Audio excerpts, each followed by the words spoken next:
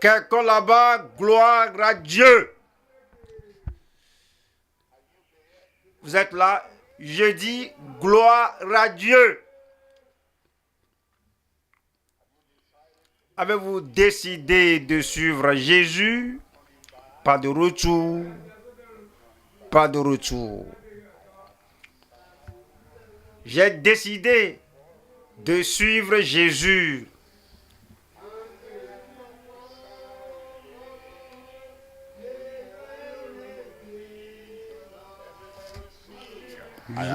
Chantez tout le monde. J'ai décidé de suivre Jésus. Follow Jesus. No turning back. No turning back. Have you decided? Avez-vous décidé? I have J'ai décidé de suivre decided Jésus. to follow Jesus. I have J'ai décidé decided to follow de suivre Jésus. Jesus. I have decided to follow De suivre Jesus. Jésus. No turning Pas back. de retour. No turning back. Somebody shout amen. Amen. Père, nous sommes venus et nous avons décidé de te suivre jusqu'à la fin. Nous savons que tout ce dont nous avons besoin dès ce lieu jusqu'à la dernière étape, au dernier jour, tu l'accorderas à chacun de nous. Je prie qu'aujourd'hui, comme nous avons décidé de suivre Jésus et nous avons résolu que nous n'allons pas faire demi-tour, nous demandons, Seigneur, que chaque bénédiction, que tu déverses cela des cieux sur tout le monde au nom de Jésus-Christ. Merci Seigneur, nous savons que c'est fait. Et aujourd'hui sera le jour de la plénitude, de l'abondance des bénédictions de Dieu sur tout le monde. Au nom de Jésus, nous prions. Un autre Amen. Maintenant, je veux que vous me donniez un Amen que je vais ramener à la gosse. Que Dieu vous bénisse. Asseyez-vous. Maintenant, nous sommes au dernier message de Disiké qui démarre l'année pour nous. Et vraiment, ouais, je suis très pensif au sujet de ce que Dieu fait et tel que Dieu se manifeste dans la Bible et jusqu'à ce temps-ci. Et je me demande comment nous pouvons avoir l'effusion de grandes bénédictions que tout le monde autour de nous voit. Je vais partager bien de choses avec vous dans les Écritures. Je vous parle ce jour du thème « Une nouvelle année par la nouvelle onction ». Une nouvelle année. Je sais que chaque fois on dit cela, et cela fait partie des choses qui me font réfléchir quand nous disons « bonne heureuse année », mais comment se fait-il que les gens viennent à Disiké, ils viennent aux réunions de réveil et nous prions que nous voulons une nouvelle année. Et j'ai découvert que plusieurs personnes prient et n'ont pas ce qu'il faut pour avoir une nouvelle année. C'est pourquoi, alors une nouvelle année, c'est soupirer avec ferveur après le renouvellement. Vous soupirez, vous désirez, vous aspirez à cela, vous soupirez, vous désirez avec le sérieux après le recouvrement. Vous le recouvrez. tout ce qui est disponible. Si c'est votre santé, vous soupirez après ce recouvrement de votre santé. Si c'est la restauration que vous savez que ce que vous étiez dans le passé, alors maintenant, la hauteur que vous étiez et le niveau que vous êtes arrivé et la grande grâce manifestée dans votre vie. Mais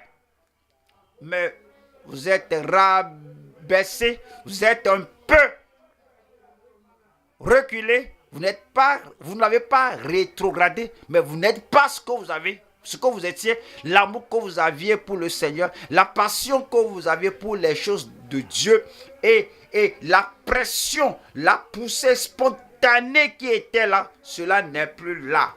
Pourquoi? Comment allez-vous avoir une nouvelle année pour cette nouvelle onction?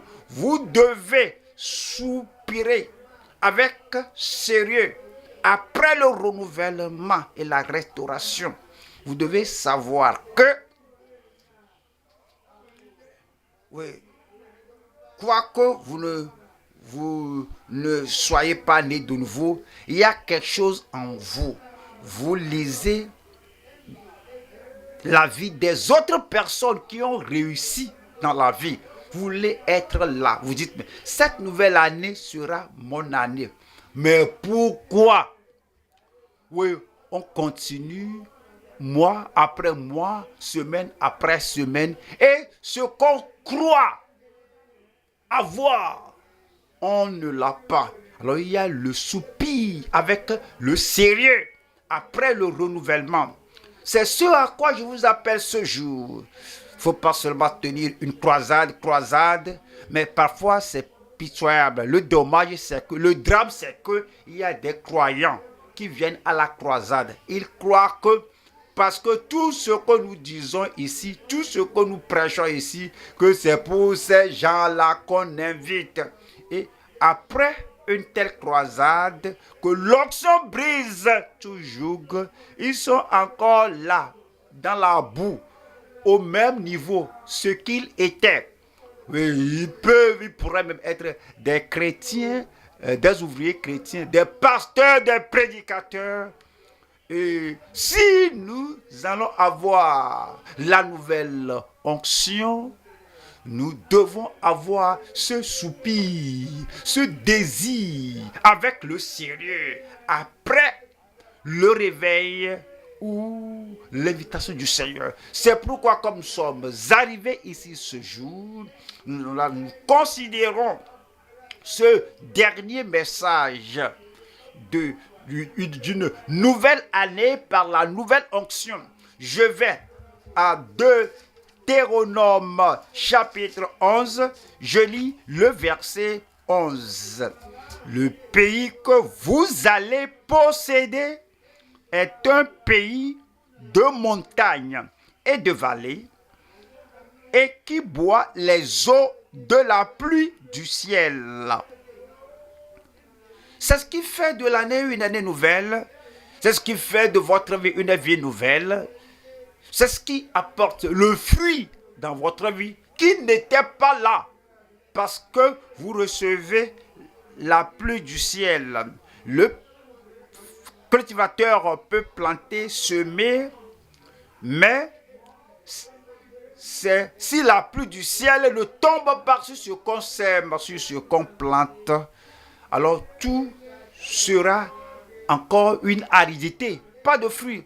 Mais si nous aurons une nouvelle année et nous soupirons avec le sérieux après ce réveil, avec cette restauration, après cette restauration, il y a la pluie du ciel. Voilà le verset 12. 12 dit, c'est un pays dont l'Éternel, ton Dieu, prend soin. Un pays dont le Dieu du ciel en particulier prend soin de cela. L'homme là, Dieu distingue l'homme là. Dieu appelle l'homme là. Parce que l'homme là a soif. La femme là a soif. Et dit que je ne veux pas rester là où je suis. Il y a la soif. Il y a la faim. Il y a le sérieux. Après quelque chose de sérieux. À cause de cela, Dieu, l'Éternel, Ah, c'est un pays dont l'Éternel, ton Dieu, prend soin et sur lequel l'Éternel, ton Dieu, a continuellement les yeux. Ouais, il n'y a pas un jour où on est en haut, il n'y a pas un jour où on est en bas, il n'y a pas un jour ensoleillé, un jour triste. Mais chaque jour, à cause de ton désir, à cause de ton soupir, après le renouvellement, après le rafraîchissement, après la restauration totale, je peux chanter que les jours d'Élie, les jours d'Ézéchiel, que ces jours reviennent. Il y a le soupir, on ne chante pas seulement, on veut cela. Et dans notre cœur, dans notre âme, il y a une passion. C'est ainsi que cela vient. Et dit du commencement à la fin de l'année. C'est ce que nous voulons. Alors ce que Dieu fait par la foi, oui, la foi qu'il place en nous, la confiance, l'assurance qu'il met en nous, du commencement à la fin de l'année. Voyons le verset 21. 21 dit, et alors vos jours et les jours de vos enfants dans le pays que l'Éternel a juré à vos pères de leur donner seront aussi nombreux. Ouais. Aussi nombreux que les jours des cieux le seront au-dessus de la terre. C'est la promesse de Dieu. Oui, c'est ce que Dieu veut. Qu'on soupire après cela, qu'on désire cela, qu'on ait une pulsion, une poussée en nous, afin que nous ayons les jours du ciel sur la terre. C'est pourquoi nous parlons ce jour. Je parle aux croyants, je parle aux incroyants, je parle à ceux qui sont venus au royaume, je parle à ceux qui doivent venir, je parle à tout le monde d'avoir, oui, ce soupir sérieux après le renouvellement et nous aurons les jours du ciel sur la terre. Une nouvelle année par la nouvelle onction. Nous allons voir 3 points. Une vie meilleure dans une année meilleure. Cette année sera meilleure pour vous. Amen. Une année meilleure, une vie meilleure. Quel genre de vie? Je vais vous montrer cela dans l'écriture. Numéro 2, c'est une vie bénie. Tout au long d'une année bénie. Voyez que vous regardez autour de vous chaque jour de l'année, chaque semaine de l'année, chaque mois de l'année. Vous dites, mais ça, c'est une année bénie. Comment? Aujourd'hui, vous devez avoir le soupir, le désir, le cri du cœur. Après, oui, ce rafraîchissement, que la vie est rafraîchie. Vous n'êtes pas en haut ni en bas, vous n'êtes pas ici et là, vous n'êtes pas fatigué, confus, épuisé, que je cherche le confort aujourd'hui, mais tout au long de l'année, vous avez cette vie bénie, une vie bénie dans une année bénie. 3, nous allons voir ici une belle vie, une vie belle, pas de tâches là-bas, pas de regrets là-bas, pas de remords là-bas, une vie belle. C'est ce que Christ fait. Alors, que croyez-vous? Que Christ est venu du ciel nous donner la vie que les incroyants mènent. Ils ne sont pas contents, ils sont tristes, ils sont découragés, ils sont dispersés. Alors, qu'est-ce que Christ est venu faire? C'est pour nous donner la même vie que ces incroyants mènent et ils pleurent. Non, il est venu nous donner une vie belle dans une année d'abondance, dans une année de plénitude. Cette année sera prospère pour vous. Cette année sera grande pour vous au nom de Jésus. Parce que, oui, vous tenez l'année là. Oui, vous soupirez avec le sérieux après le renouvellement. Nous allons au premier point, une vie meilleure dans une année meilleure. Nous allons à Ézéchiel 36, le verset 11. Je multiplierai sur vous les hommes et les animaux. Ils multiplieront et seront féconds. Je veux que vous soyez habités comme auparavant. Dieu va vous établir. Une femme mariée, alors Dieu va vous établir. Un homme marié, alors un homme qui veut marier, Dieu va vous donner votre partenaire. Un chômeur qui a un bon diplôme, pas de boulot, le boulot est arrivé. Le Seigneur va vous régler. Vous ne savez pas où rester, vous êtes ici et là confus dans la vie. Cette année, le Seigneur va vous régler. Et il dit ici, et je vous ferai plus de bien qu'autrefois, et vous saurez que je suis l'Éternel. Il dit qu'il nous fera des choses meilleures. Commencez à penser quelles sont les choses meilleures dont j'ai besoin pour que j'ai cette vie belle et que j'ai cette vie belle dans cette vie meilleure. Vous devez soupirer après quelque chose ou bien la repentance.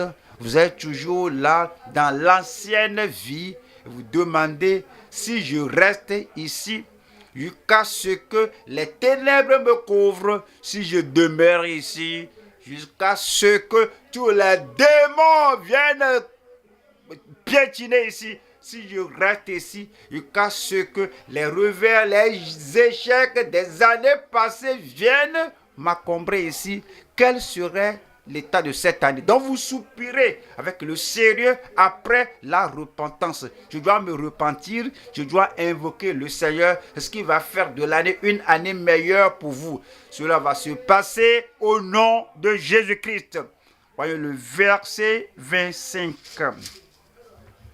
Je répandrai sur vous une eau pure et vous serez purifiés. Maintenant, si elle dit que, et si elle dit, elle sera pure, elle sera purifiée, ça veut dire que, vous voyez, vous n'êtes pas pur. Vos langues, vos langages, vos paroles ne sont pas pures. Votre vie en privé n'est pas pure. Mais le Seigneur a dit, je répandrai sur vous une eau pure et vous serez purifiés. Si vous désirez cela avec le sérieux, si vous dites que je ne suis pas simplement à la croisade pour me joindre aux gens, mais je soupire après, oui, la nouvelle naissance. Et là où le Seigneur lui-même va répandre de l'eau sur vous, ce n'est pas le baptême d'eau, c'est le ministre qui fait cela ici. C'est Dieu lui-même qui répand de l'eau sur vous. Et Dieu purifie votre esprit, votre conscience, votre émotion. Il purifie votre cerveau, le souvenir des choses que vous avez faites qui vous hantent. Le Seigneur purifie tout. Vous venez, vous vous repentez devant le Seigneur, vous dites au Seigneur que la vie était terrible. La seule chose dont je me souviens, ce sont les choses sales, les choses mauvaises, les choses qui me hantent et je regrette d'avoir fait ces choses-là. Maintenant, je soupire avec le sérieux après la repentance et je me repens. Le Seigneur dit, si tu fais cela, que je répandrai sur toi de l'eau pure, une eau pure, et tu seras pur. Vous serez pur, quelqu'un là-bas sera pur.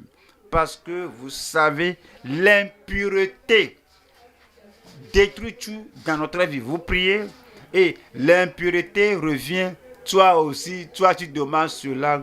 L'impureté empêche notre prière. L'impureté empêche notre relation avec Dieu. L'impureté empêche même notre personnalité. Parce que votre personnalité, dès que vous allez commencer, vous voulez commencer à être ferme et vivre comme un homme militant sérieux, l'impureté vous affaiblit et vous écrase. Mais Christ va venir. Si nous confessons nos péchés, il est juste et fidèle pour nous pardonner, toute notre injustice et pour nous purifier de toute impureté, de toute injustice. C'est ce qu'il a promis et dit. Je vous purifierai de toutes vos souillures et de toutes vos idoles. 26 dit, je vous donnerai un cœur nouveau. Je vous l'ai déjà dit, je le répète, c'est dans la Bible que c'est de l'abondance du cœur que tout sort. La condition du cœur, c'est la condition de la vie. La faiblesse du cœur, c'est la faiblesse de la vie là. L'instabilité du cœur, c'est l'instabilité de cette vie-là. L'échec du cœur, c'est l'échec de la vie-là. Si nous allons avoir une nouvelle vie, une vie meilleure, nous devons avoir un nouveau cœur, un meilleur cœur. Et dit, je vous donnerai un cœur nouveau et je mettrai en vous un esprit nouveau. J'ôterai de votre corps le cœur de pierre. Le cœur de pierre. Ouais. Les anciens disent que, oui, tu parles à cette personne, tu verses de l'eau sur le dos du canard. Ça ne rentre pas. Ça ne fait rien là-bas. Quand on a un cœur de pierre, on entend tant de choses, mais cela passe outre. Parce que les choses que nous entendons, ce que nous entendons n'aboutit pas au cœur. Ça ne rentre pas en nous. Dieu dit le cœur de pierre, il ne peut rien faire. Tu ne peux rien faire de cela. Le pécheur a un cœur de pierre. On donne des instructions. On peut amener des révélations après des révélations. On peut amener des encouragements. On peut citer des promesses. Le cœur de pierre ne permet pas que les promesses de Dieu, que la puissance de Dieu, que la bonté de Dieu aboutissent le cœur là. Je connais le problème. Si tu vas avoir une nouvelle année, qu'est-ce qui a fait de l'année passée une vieille année, une année vieille? C'est parce que la pierre n'a pas accepté, n'a pas permis, la pierre n'a pas hébergé l'eau, n'a pas accepté la connaissance, la révélation. Mais Dieu a dit, je sais que c'est le problème. Je vais te donner une vie, une belle vie. Dans cette belle vie, je vais te donner un meilleur cœur qui fait de cette année une année meilleure, que je vais ôter de ta chair le cœur de pierre et je te donnerai un cœur de chair. Amen. Vous savez, il y a des gens qui vont et ils disent que un vieux chien ne peut pas prendre un nouveau truc. Ce sont des gens qui ne désirent pas, qui n'ont pas la passion d'avoir un changement total, une transformation totale. Faut pas me parler. Allez leur parler. J'ai déjà 40 ans. Et ils disent qu'un insensé à 40 ans est un insensé pour toujours. Faut pas y croire. Moïse avait à 80 ans lorsque Dieu l'a appelé, au-delà de 40 ans. Ne croyez pas ce que les gens disent. Est-ce qu'ils tuent les gens? Cela tue leur passion, cela tue leur désir. Ils disent que regardez mon âge maintenant, ce que je n'avais pas jusqu'à ce temps-ci, comment je peux l'avoir? Dieu a dit, peu importe votre âge, peu importe qui vous êtes, vous pourriez être âgé de 80 ans comme Moïse, mais Dieu dit qu'il va ôter le cœur de pierre de vous afin que la révélation de la parole puisse atteindre votre cœur, afin que les exigences du Seigneur puissent aboutir à votre cœur. Et dit que moi, quel que soit votre âge, il vous donnera un cœur de chair.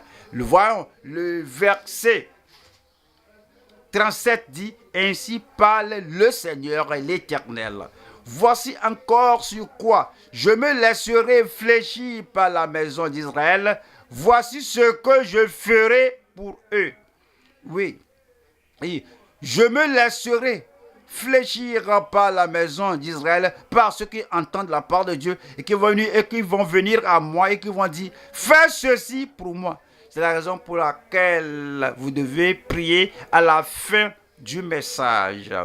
Et aussi, vous voyez que vous êtes chrétien, mais vous êtes seulement un chrétien ordinaire, un chrétien superficiel, un chrétien qui fréquente l'église et la vie est toujours immobile, rien d'actif, rien de dynamique, rien de révélateur. Tu vas venir au Seigneur, tu dis, Seigneur, ce que tu as dit que tu vas faire, que tu vas répandre sur moi une eau pure et que je serai purifié. Et tu as dit que le cœur de pierre qui n'accepte pas la parole de Dieu que j'entends, j'oublie, c'est comme on verse de l'eau sur une pierre. Alors cela, nous sommes à le dessus. Je veux un changement de cœur. Ce soir, le Seigneur vous donnera un changement de cœur au nom de Jésus.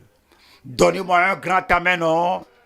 Numéro 2. Nous allons voir ici une vie bénie tout au long d'une année bénie. Comment aurons-nous une vie bénie dans cette année bénie? Allons à Matthieu. Si vous n'avez pas de Bible, je vais lire pour vous. Rappelez-vous une fois encore que l'année, nous voulons que l'année soit une année bénie. Il y a quelque chose à faire. Vous ne pouvez pas dire que oui, que j'espère, il en sera. Il sera une année bénie. Il en sera pour moi. Non. Voyons. Matthieu 5. Année. C'est se soumettre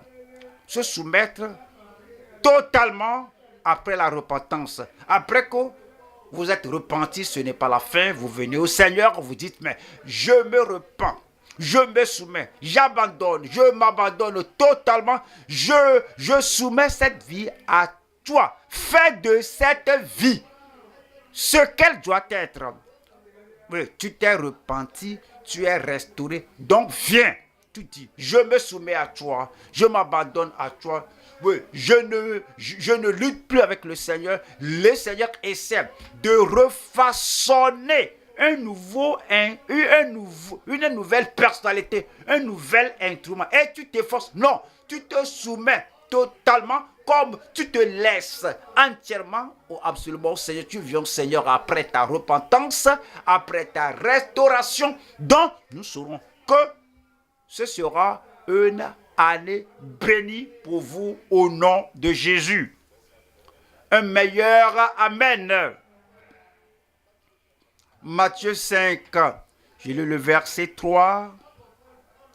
Heureux les pauvres en esprit, car le royaume des cieux est à eux. Heureux les pauvres en esprit, car le royaume des cieux est à eux. Vous remarquez qu'un homme ou qu'une femme qui a besoin des choses dans sa vie, parce que la personne là n'a pas ce qu'elle doit avoir pour prendre soin d'elle-même, pour prendre soin de sa maison, de sa famille. Parce que tu es une bonne personne, tu appelles l'individu là, tu lui as donné une enveloppe qui contient de l'argent là. La personne dit, mais C'est quoi? Tu dis que ouais, je crois te donner une certaine avec de l'argent. Toi là, c'est quoi? Tu me donnes de l'argent? Va-t'en avec ton argent. Suis-je moi? Suis-je un mendiant? L'homme là, il est si orgueilleux. Tu veux l'aider même. Tu veux l'élever. Il dit, mais qu'est-ce que tu veux faire? J'essaie de te relever. Tu crois que je suis faible? Je ne peux pas me relever? Tu l'as invité. Viens ici. Parce que quelque chose de grand se passe. Tu me crois être un indigent, un pauvre, un nécessiteux. J'aime mon église aussi. La personne est pauvre, mais il ne veut pas reconnaître. Il est pauvre en esprit. Mais la personne là est orgueilleuse en esprit. Mais la personne qui est pauvre en esprit, alors, il voit la parole de Dieu qui lui dit que, oui, c'est toi la personne là. Et la personne là s'écrase et pleure. Il dit, oui, je suis. Oui, j'ai péché. C'est la personne pauvre. Il est pauvre en esprit, intérieurement. Et il est prêt à confesser devant le Seigneur, me voici, pauvre en esprit. Mais vous parlez à quelqu'un qui ne prie pas et qui ne peut pas prier, qui ne sait pas comment prier. Et la personne dit, je suis chrétien. Et depuis le temps jusqu'à ce temps-ci, je suis chrétien. Et nous disons qu'il y a le réveil qui a lieu aussi. Viens. Et puis le Seigneur va transformer ta vie. Qu'est-ce que tu veux dire? Tu crois que je ne suis pas réveillé? Et que va voir les rétrogrades. Et que je suis un prodigue, un fils prodigue. Va voir les gens là. Il ne voit pas la pénurie de sa vie spirituelle. Mais le Seigneur dit que heureux les pauvres en esprit, car le royaume des cieux est à eux. Le verset 4 dit, heureux les affligés. Oui, c'est ce qui fait de l'année une année meilleure, ce qui fait de la vie une vie meilleure. Il y a des gens qui devaient pleurer et s'affliger. Que oui, l'affliction, les pleurs, c'est seulement pour les gens pauvres. Quand quelqu'un dit que la personne la pleure, la personne est faible. Hein? Quand la personne pleure, dit que la personne là n'a pas d'épine dorsale, c'est pourquoi la personne se lamente. Non, c'est une vie bénie qui voit. Oui, comment? Oui, il est dans la force. C'est l'homme béni qui voit, oui, la petitesse de sa vie, la petitesse de sa foi, la petitesse de ce qu'il a réalisé. Il a compté des années. J'ai passé 10 ans dans le Seigneur, 20 ans dans le Seigneur. J'ai passé 30 ans dans le Seigneur, plus que cela. Et il n'y a pas l'argent. Tu ne dis, mais père, quelle est cette vie même? Oui, je vis, mais je ne suis pas satisfait de cette vie. Alors, et la personne se lamente. Et Seigneur, je pleure. Pourquoi tu pleures? Ceux qui sont devenus chrétiens après moi, ceux qui sont nés de nouveau après moi, dès quelques années maintenant, je vois leur feu. Je vois le réveil dans leur vie. Je vois leur vie de prière. Je vois leur courage. Je vois ce qu'ils ont réalisé. Et je vois ce qu'ils ont persévéré. Ils ont persévéré au cours ils ont persévéré et ils ont tenu bon. Alors, celui-ci est venu quelques années. Est-ce que j'ai le courage? J'ai l'épine dorsale? Est-ce que j'ai l'énergie pour persévérer, pour endurer ce que cette personne a enduré avec toutes les années que j'ai passées dans la foi chrétienne? C'est pourquoi on gémit. C'est pourquoi on s'afflige. Seigneur, je ne peux pas rester comme ça. Je ne vais pas rester comme ça. Pour toi qui n'es pas né de nouveau, et tu vas à une église très haute, tu vas à une église plus profonde, tu vas à une église la plus sainte.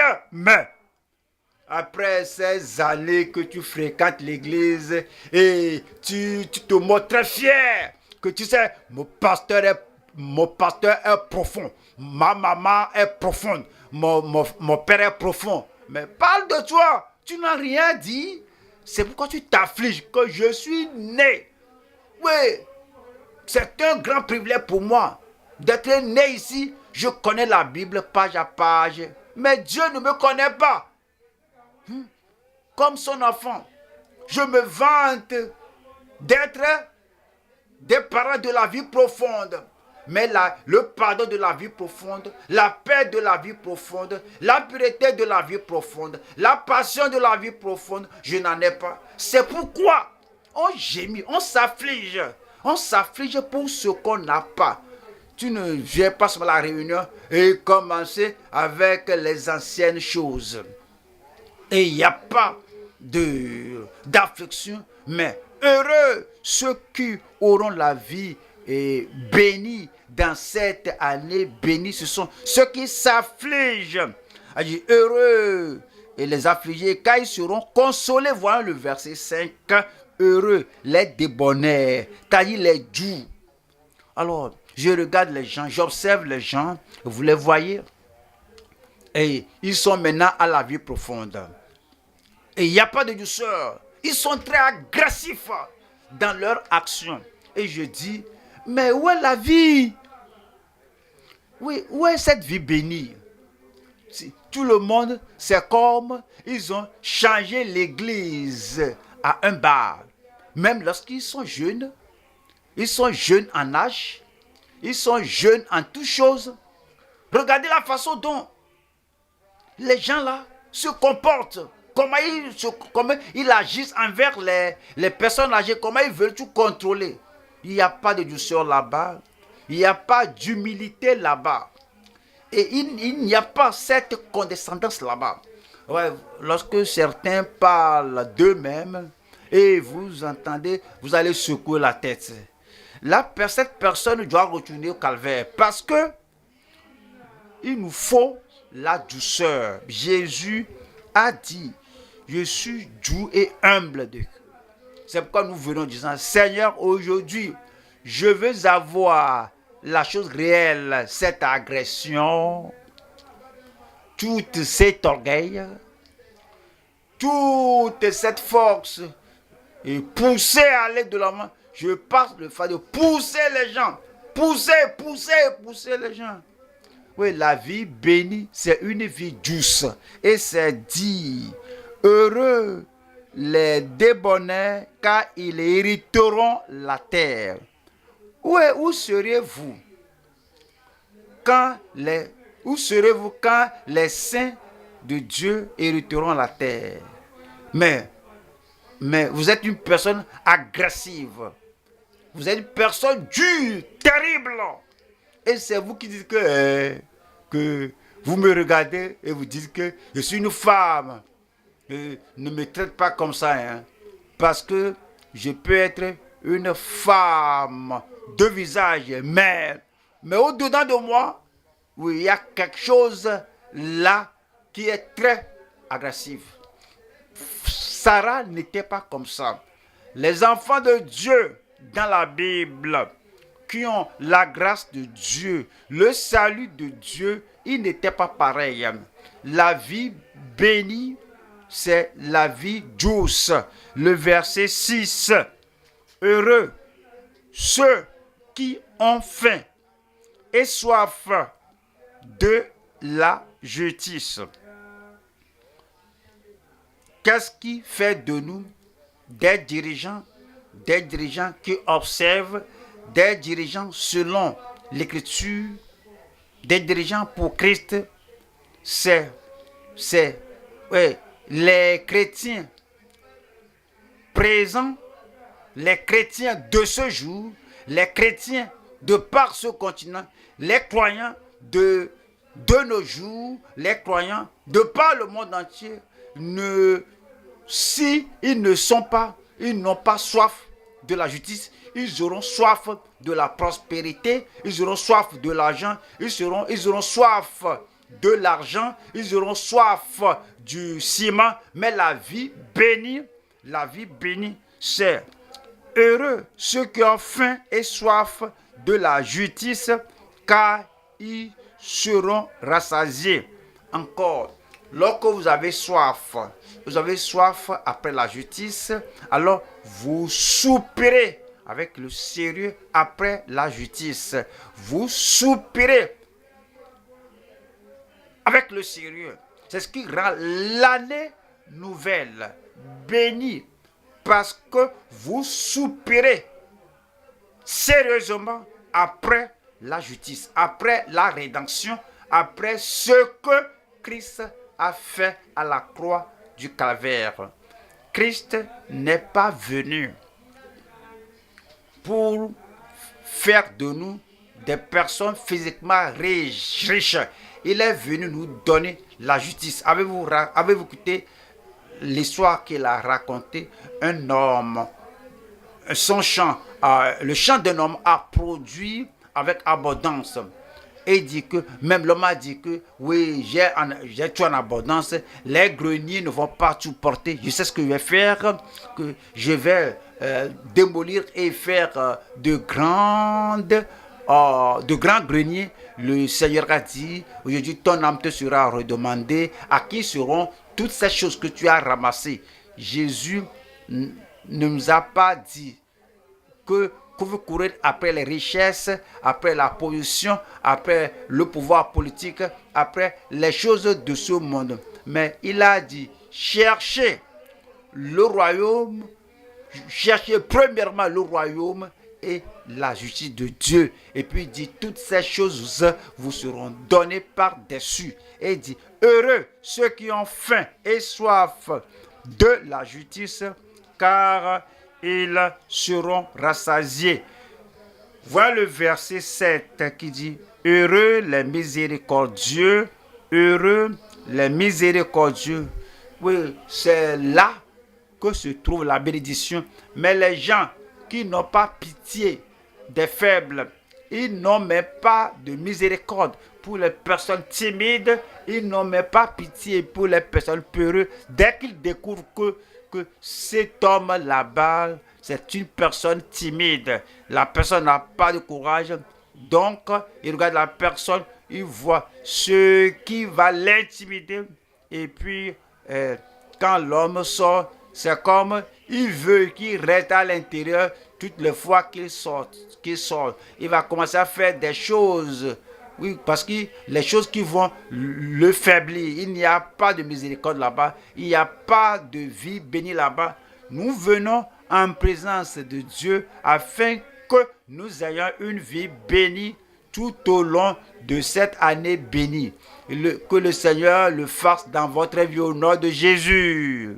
Parce que vous soupirez sérieusement après le renouvellement, après la restauration, et vous dites que je m'examine, je dis que est-ce que j'ai une miséricorde là-bas, ou bien j'écrase ceux qui sont en bas là-bas, est-ce que je piétine ceux qui sont en bas là-bas?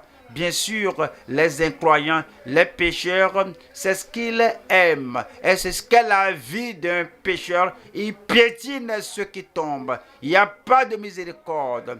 Ils veulent la miséricorde, mais ils ne vont pas manifester la miséricorde. La vie bénie, c'est la vie qui reconnaît que Seigneur, je me vois, ce n'est pas une vie bénie. Maintenant, je soupire sérieusement après la réconciliation avec toi et la réconciliation avec mon frère, avec ma soeur que j'ai blessée.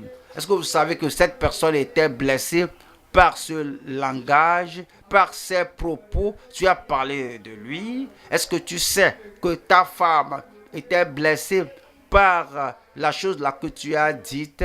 Oui, ça c'est son affaire. Moi, je suis le chef du foyer. Ce que j'ai dit, je l'ai dit. Si elle se voit blessée, elle doit attendre un autre coup. Parce que je vais revenir avec un autre coup.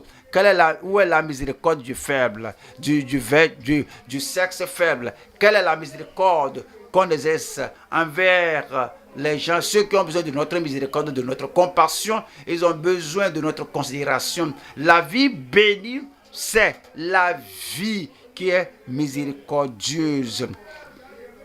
Car ils obtiendront miséricorde. Verset 8. Heureux ceux qui ont le cœur pur. C'est la sanctification. Il y a beaucoup de personnes ce jour qui désirent la sanctification, la pureté du cœur. Beaucoup de personnes Tout ce qu'ils veulent, c'est la guérison. Guéris-moi, guéris-moi, guéris-moi. Oui, après la guérison, recherchez la paix avec tous et la sanctification, non la guérison et la sanctification sans laquelle personne ne verra le Seigneur. Alors, vous devez voir le Seigneur et non la religion. Mais la vie bénie, c'est heureux ceux qui ont le cœur pur, car ils verront Dieu. Verset 9. Heureux ceux qui procurent la paix, pas les fauteurs de troubles, les gens qui vont de lieu en lieu et cognent les têtes ensemble. Alors, ils savent comment faire cela. Alors, cognent cette tête contre l'autre tête. Ils parlent du mari, de sa femme, parlent de la femme, et parlent à la femme de son mari. Tu dis que mon mari a fait ça. Ah, je te le dis, hein.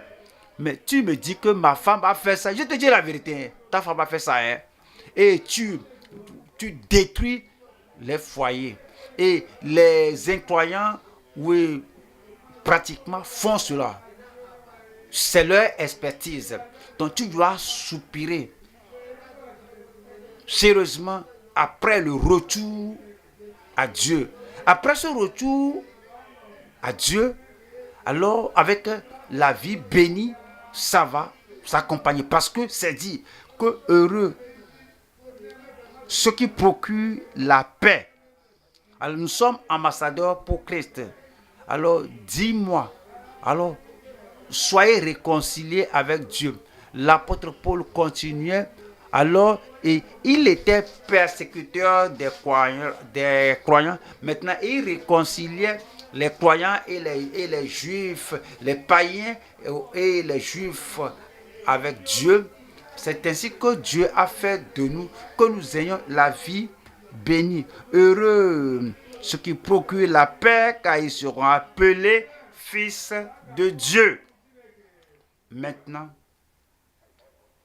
et les perturbateurs, si ceux qui procurent la paix sont appelés enfants de Dieu, et ceux qui sèment le trouble, ceux qui ont perfectionné leur manœuvre, et il y a des gens qui font de bonnes choses, et eux là, ils veulent mettre le sable dans la soupe des gens et font des choses et on les regarde, on croit que ces gens faibles, oui, qui ont fait la mauvaise chose, alors que ce sont les perturbateurs, ceux qui sèment le trouble, et sont eux qui veulent mettre, oui, le sable dans la soupe des gens. Tu viens au Seigneur, Seigneur, je veux une vie meilleure, une vie bénie dans cette belle année. Je veux une vie bénie tout au long de cette année bénie. Je veux être quelqu'un qui procure la paix. Quel est mon profit? Quelle est ma joie de séparer les conjoints? Quelle est ma paix en criant, en semant la zizanie entre les parents et les enfants? Quelle est ma joie lorsque je suis devenu un porteur de mauvaises nouvelles, un bavard qui sépare les gens, qui détruit l'église? Les perturbateurs ne mènent pas une vie bénie, mais heureux ceux qui procurent la paix, car ils seront appelés fils de Dieu. Un autre amen. C'est la ville. C'est à la ville que le Seigneur nous appelle cette année. Si nous allons avoir cette vie bénie, dans cette année bénie, nous devons maintenant écouter. Nous devons nous soumettre totalement après la reconnaissance. Je reconnais que ceci n'est pas bon. Je reconnais que ceci n'est pas approprié. Pour que j'ai cette vie bénie, je me soumets entièrement, totalement, après la révélation, après la reconnaissance, après la réprimande ou après l'opprobre. Nous allons au troisième point, c'est la belle vie. Dieu vous donnera une belle vie. Mais rappelez-vous, vous devez venir au Seigneur. Tu t'en soupiras sérieusement après ce renouvellement. Une belle vie dans une année d'abondance. Nous allons à 2 Pierre chapitre 1 verset 3. Comme sa divine puissance nous a donné tout ce qui contribue. Tout est pourvu, tout est prêt. L'eau de vie est là et il nous a donné tout.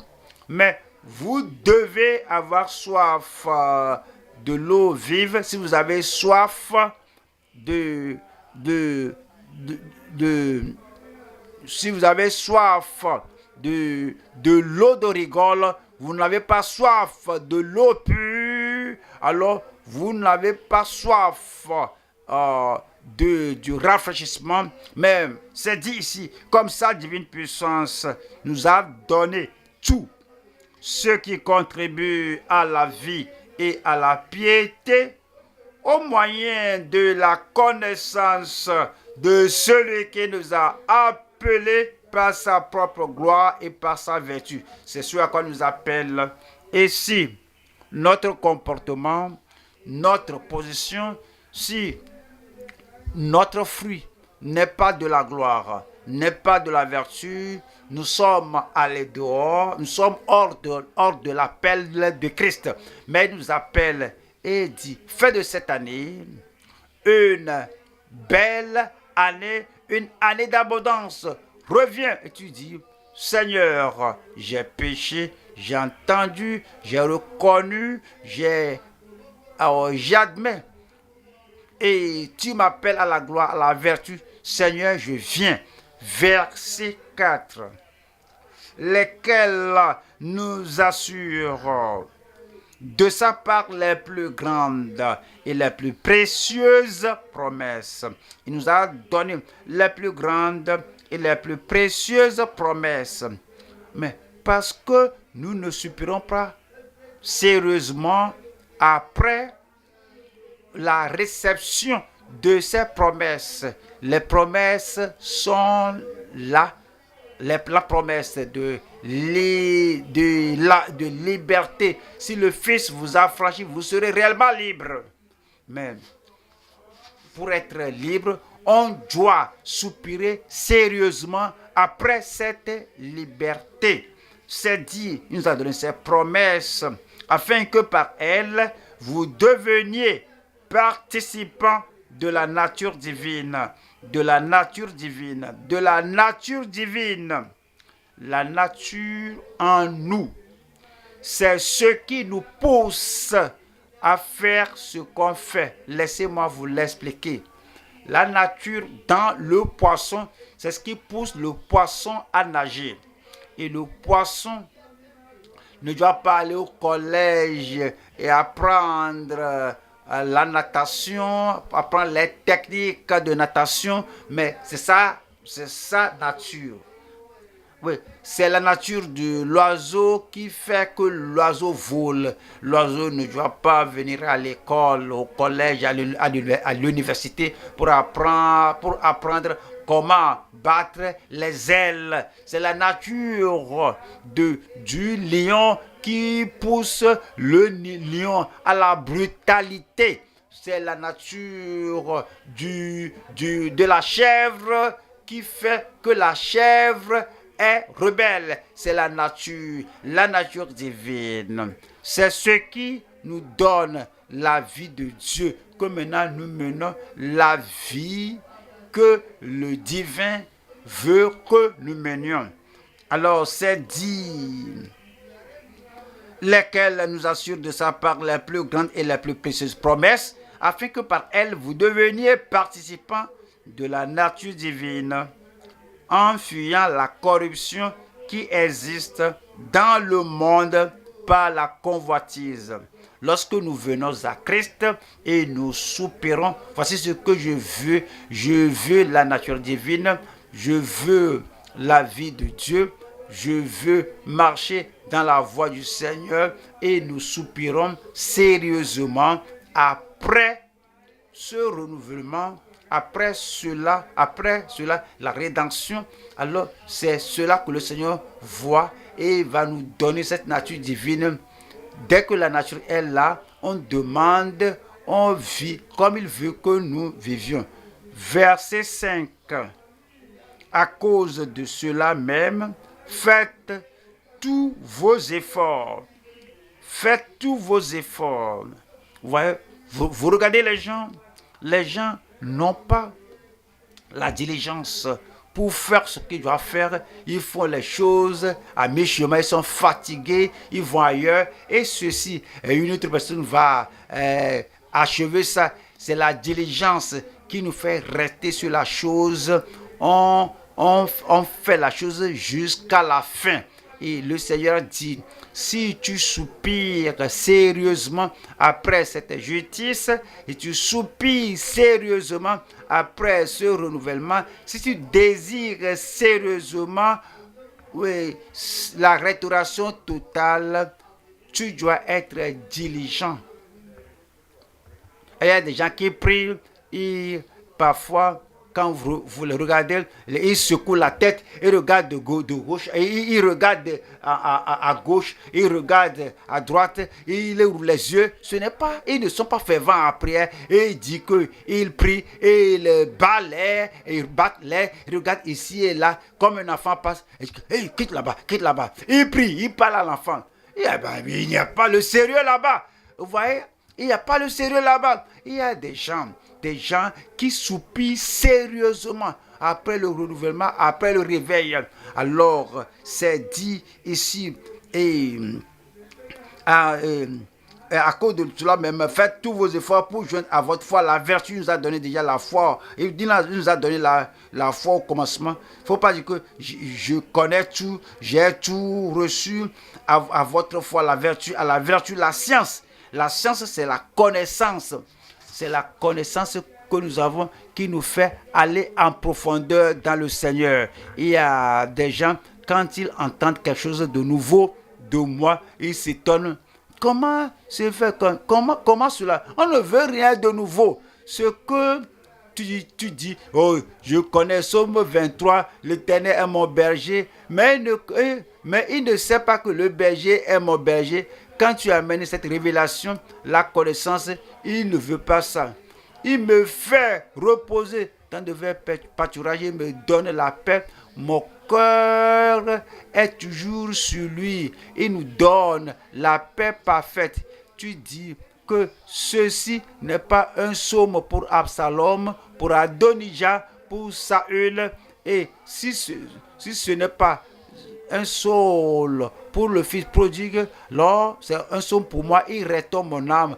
Quand tu es restauré, c'est en ce temps-là que le verset là s'accomplit. Mais si tu entends quelque chose de nouveau, je l'ai lu auparavant, je n'ai pas vu ça, parce qu'il n'a pas vu cela au départ, donc il s'en détourne. Alors nous ajoutons la science, la connaissance. 6. À la science, la tempérance, le contrôle de soi. Parfois, il y a quelque chose qui se passe et quelque chose dedans de vous veut se lever, aller là-bas. Tu dis non, tu ne peux pas faire ça, C'est ce que tu fais chaque fois. Mais quand tu as la tempérance, tu t'assieds là-bas et tu vois quelque chose, tu entends quelque chose, la tempérance, alors tu te contrôles, tu t'assieds là-bas et Dieu ne t'a pas appelé à toucher tout, à contrôler toutes choses, soit par un langage corporel ou par un bruit étranger, mais il y a la tempérance et c'est la vie qui est la vie belle et c'est dit. Et à la tempérance, la patience, à la patience, la piété. Voilà le verset 7. À la piété, l'amour fraternel. L'amour fraternel. Où est la douceur? Où est l'amour? Où est la compassion? Nous avons besoin de considérer toutes ces choses pour dire, Seigneur, j'ai entendu. la révélation de la parole de Dieu, que cette année sera une année d'abondance au nom de Jésus. Cela veut dire que se soumettre entièrement après la repentance, après la révélation.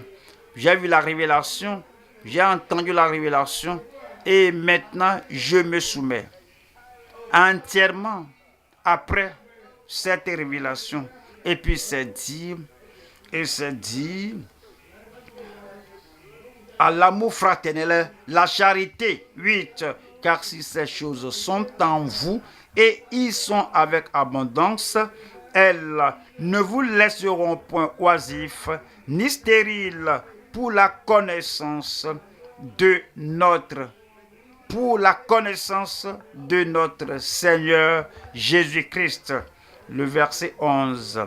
Verset 11 dit, c'est ainsi en effet que l'entrée dans le royaume éternel de notre Seigneur et Sauveur Jésus vous sera pleinement accordée lorsque vous aurez quitté la terre et que vous serez là en haut. Les portes des cieux vous seront largement ouvertes et ce sera si largement ouverte que vous serez libre de passer, parce que c'est dit que si ces choses sont en vous, la grâce de Dieu, la bonté de Dieu, la gloire de Dieu, la vertu du Seigneur, la vision du Seigneur, et tu donnes attention à la voix du Seigneur, et c'est dit, si ces choses sont en vous. C'est-à-dire que c'est ainsi en effet que l'entrée dans le royaume éternel de notre Seigneur et Sauveur Jésus-Christ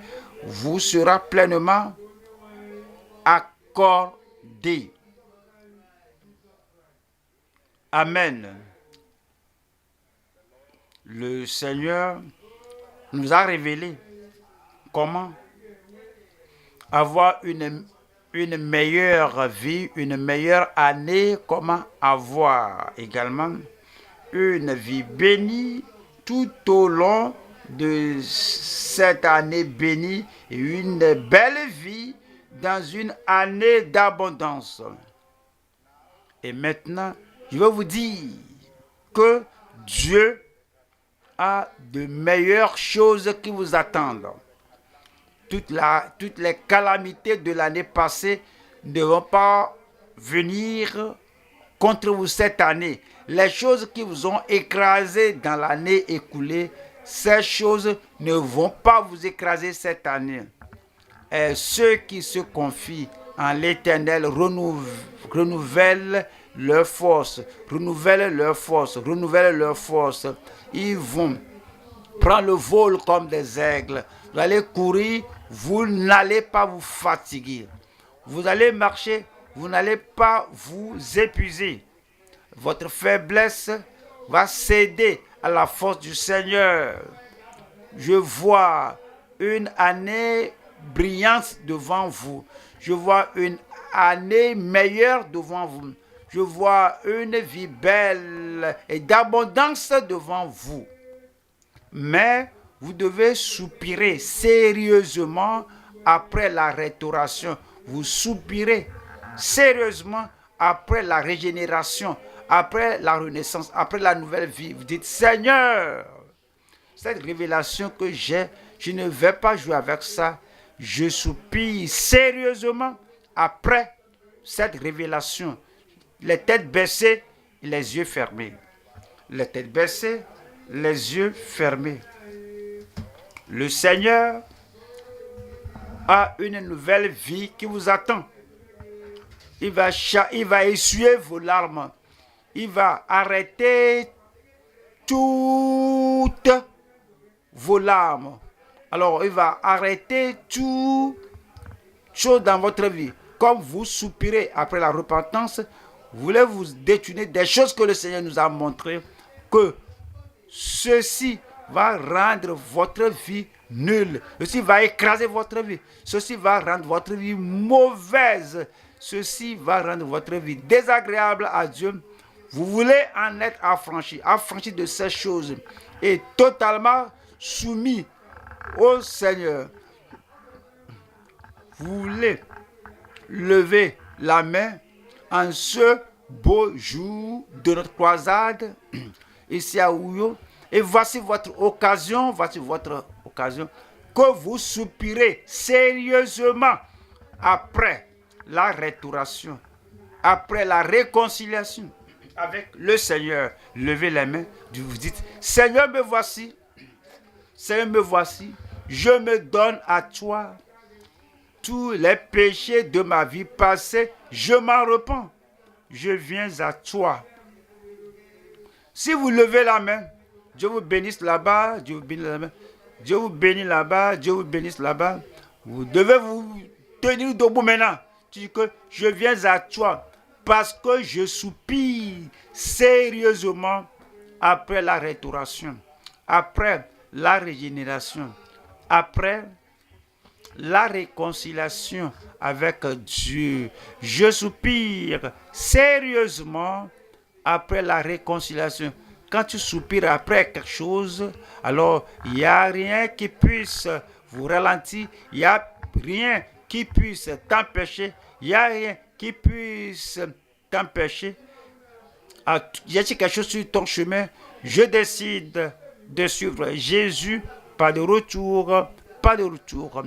Les amis peuvent m'abandonner, tout de même, j'ai décidé de suivre Jésus, pas de retour, pas de retour.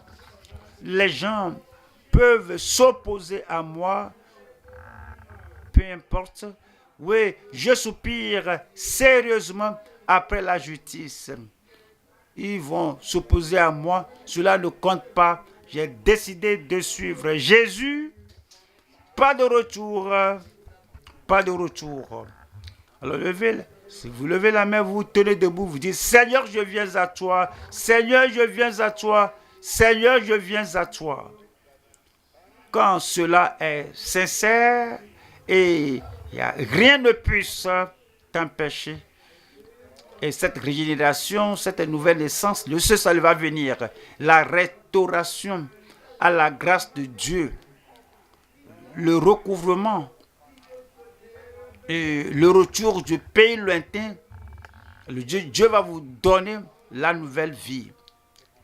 Toujours debout, nous allons prier ensemble. Parlez au Seigneur, toi-même, parle au Seigneur. Le Seigneur, je viens à toi.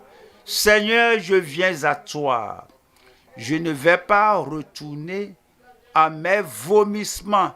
Père, nous te remercions pour ces gens qui répondent à toi parce qu'ils soupirent sérieusement après la renaissance, la nouvelle naissance. Et ils soupirent après la réconciliation avec toi. Et ils se soumettent entièrement, totalement, complètement dans la repentance. Ils ont foi dans le Seigneur Jésus-Christ, que seul le Seigneur Jésus peut les sauver, que seul le Seigneur Jésus peut leur pardonner, seul le Seigneur Jésus peut leur donner le salut et la nouvelle vie. Je prie, Seigneur, que tu le fasses pour chacun d'eux maintenant, au nom de Jésus. Amen. Pardonne-leur, Seigneur, affranchis-les, accorde-leur la grâce d'aller et mener une nouveauté de vie au nom de Jésus.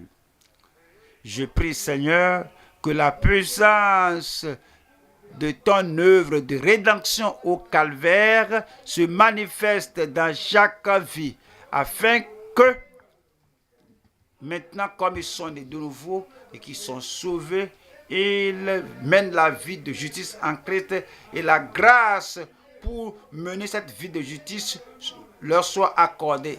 Merci Seigneur pour la réponse. Au nom de Jésus, nous prions. Donnez-moi un grand amen.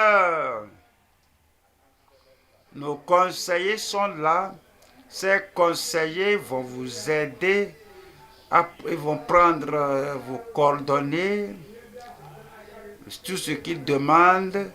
Vous devez être fidèle et honnête pour leur donner toutes les informations afin que nous puissions faire le suivi après que vous soupirez sérieusement après la nouvelle naissance. Le modérateur va nous aider maintenant.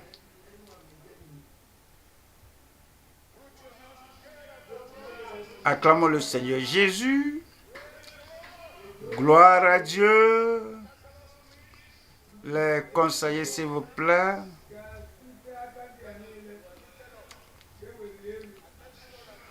L'heure est au conseil. Ceux qui ont levé la main au Seigneur, ceux qui ont donné leur vie au Seigneur, que les conseillers prennent qui leur donne la fiche à remplir ou bien qui les aide à remplir la fiche avec tout le nom, l'adresse au complet, le numéro de téléphone, de préférence le numéro WhatsApp, si possible de décrire là où se trouve leur résidence, leur maison.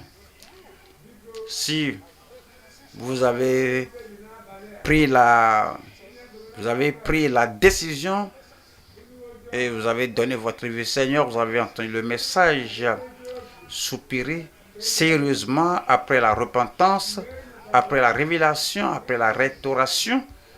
Vous êtes prié de faire la bonne chose qui montre que vous avez décidé de suivre Jésus. C'est la meilleure chose qui puisse vous arriver.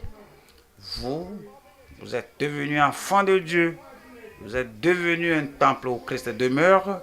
S'il vous plaît, c'est un privilège merveilleux que vous avez ce soir par la décision que vous avez prise. Donc que les conseils vous voient.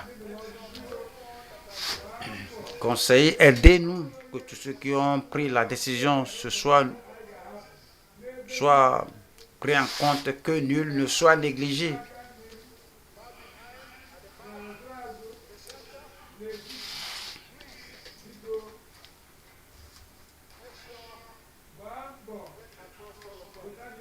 S'il vous plaît, prenez tout le monde en compte.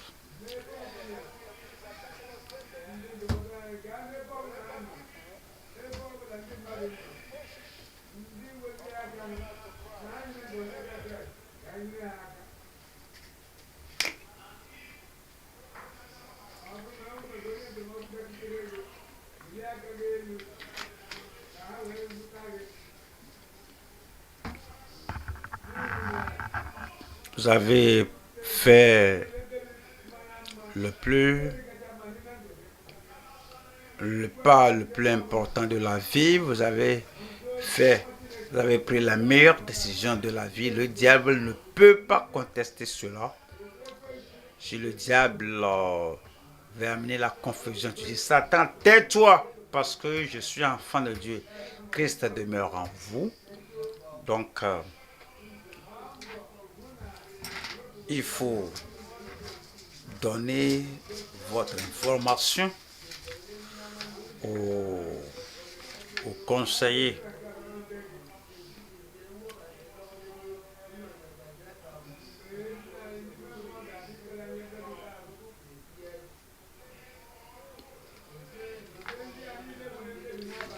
Localiser tous ceux qui ont pris la décision ce soir.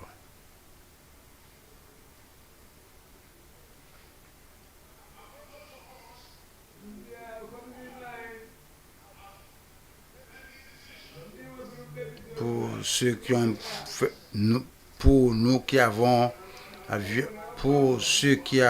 pris la décision avant ce temps-ci,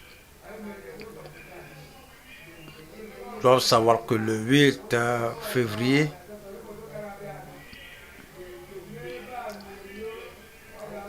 on aura le banquet des croyants. Donc, tous ceux qui ont donné leur vie au Seigneur sont priés de prendre part à ce banquet organisé chez eux.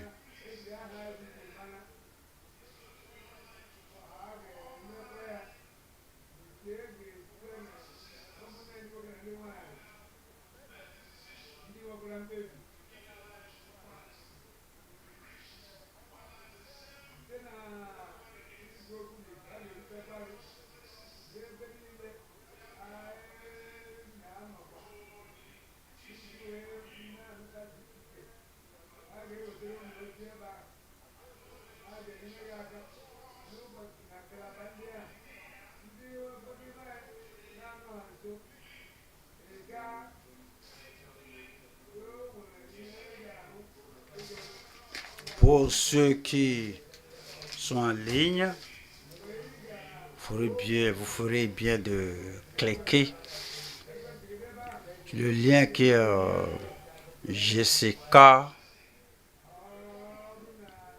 H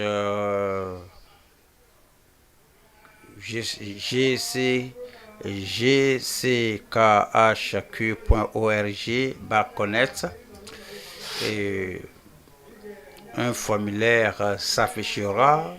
Vous remplirez le formulaire et vous le soumettrez. Pour ceux qui sont à la radio, le numéro plus 234 411 54 44 92 63 sont donnés pour envoyer votre adresse, votre numéro. Ceux qui sont à la radio ou à la télé peuvent envoyer leur nom et leur adresse au numéro plus 234 911 54 44 92 63.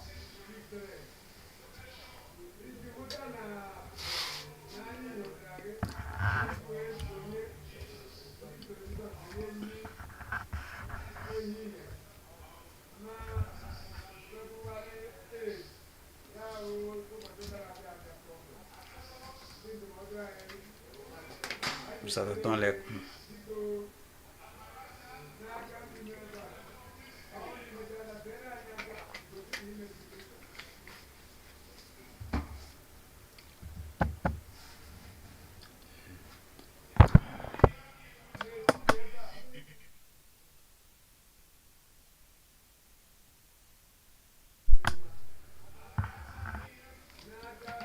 My right hand at the back of the right side here, please.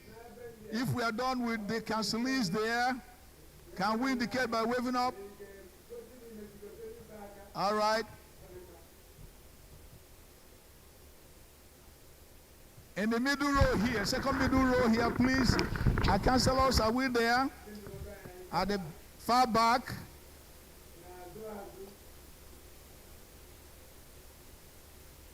Can we indicate by waving our hands?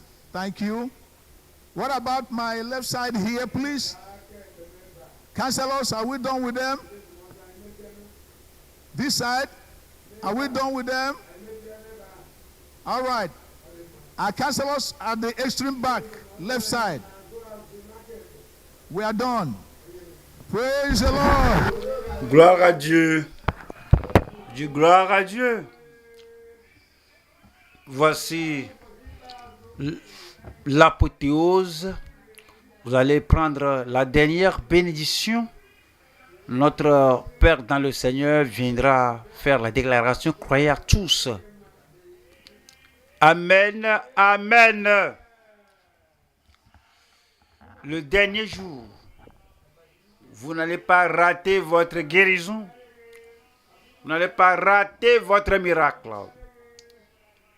Quel que soit ce dont vous aurez besoin, le Seigneur va vous l'accorder maintenant.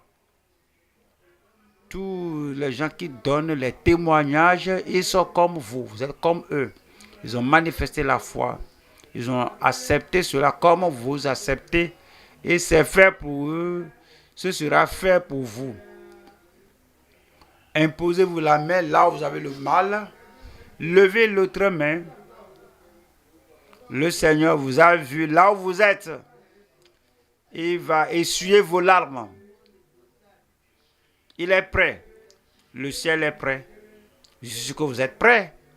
Père, au nom de Jésus, Nous bénissons ton nom parce que tu es le Dieu qui n'échoue pas.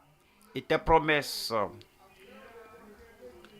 et les promesses que tu as données, tu les accomplis aux individus, à tout le monde. Tu vas apporter la guérison, la délivrance à toutes les vies au nom de Jésus. Jésus, nous savons en vérité que tu es ici parce que tu as dit que là où 2 ou 3 sont assemblés, tu es au milieu d'eux. Et tu es à côté de tout le monde ici, tous ceux qui ont des douleurs, tous ceux qui ont des maladies. Et tu as compassion, tu as l'amour, la miséricorde pour tout le monde. Nous demandons, Seigneur, que tu guérisses les malades au nom de Jésus. Les maladies de longue date, les montagnes de longue date, déplace-les au nom de Jésus. Tout ce que ton peuple demande, il demande et il désire, accorde-leur tout. La douleur disparaît.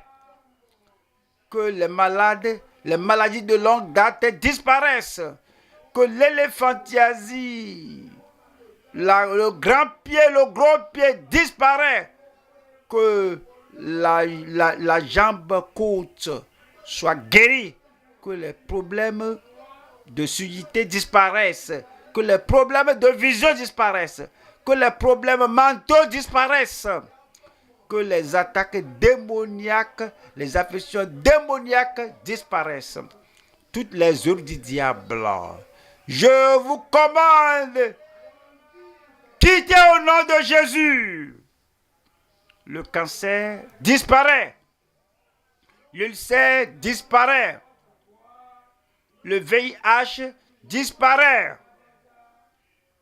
Les maladies vénériennes disparaissaient. Mouillez le lit la nuit, que cela disparaisse. L'hyperglycémie disparaît. L'hypertension disparaît. Écoutez toujours des bruits disparaissent. Seigneur, je prie que les hémorroïdes là disparaissent.